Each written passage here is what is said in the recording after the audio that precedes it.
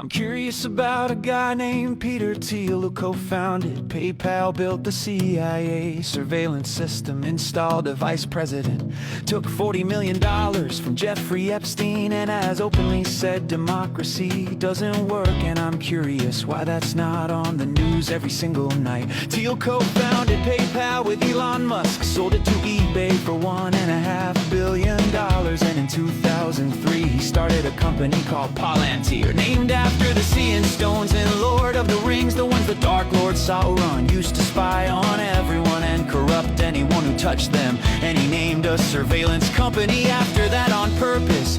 Most villains at least try to be subtle. The CIA gave Palantir its first investment through a fund called Theil that has received $1.2 billion of your tax dollars since 2011. So we help fund a surveillance company that now charges the government nearly $1 billion a year to use our own data against us. We paid to build the thing that watches us. Cool. Palantir builds the software that the CIA, the NSA, the FBI, and ICE all use to track people, and ICE paid them $30 million to build something called Immigration OS. It pulls your passport, your social security number, your tax records, your license plate scans, and gives you a score like a credit score, but for whether you get deported. The Israeli military uses Palantir's AI to identify targets in Gaza. UN report found it was used in what they called unlawful use of force, causing mass civilian casualties. This is a company launched with your tax dollars being used to decide who lives and who doesn't. Thiel has said in writing that he doesn't believe freedom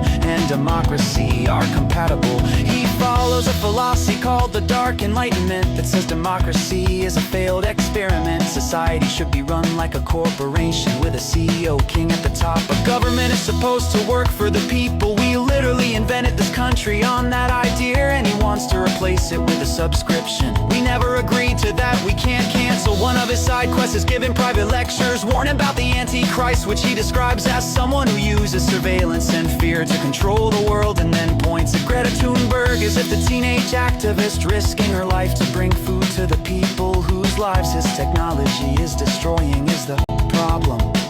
Thiel mentor J.D. Vance at Yale hired him, gave him $15 million for his Senate race, the largest single donation in Senate history.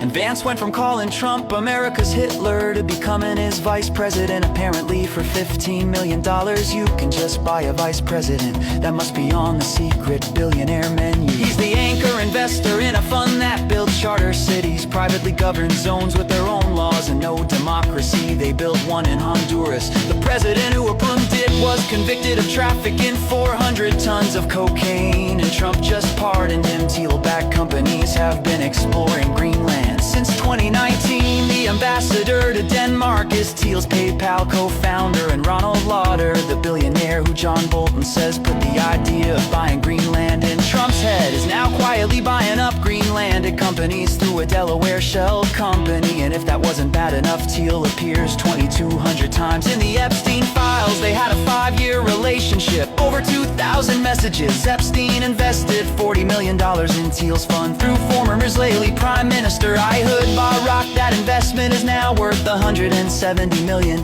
the single largest asset in a dead sex trafficker's estate, held in a trust Epstein signed 2 days before he died in a cell where the cameras weren't working.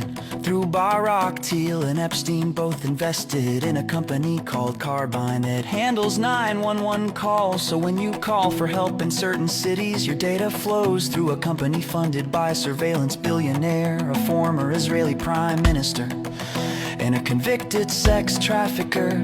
So just to recap, one guy built the surveillance system, collected the data, helped pick the targets, took money from a sex trafficker, installed the vice president, doesn't believe in democracy, is building a private country, named everything after a dark lord, and lectures people about the Antichrist. And somehow he's not the main character on the news. He's not even a side character, and nobody's even asking.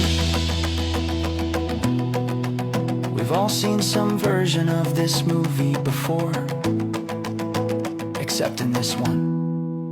Nobody is coming to save us. We have to save ourselves.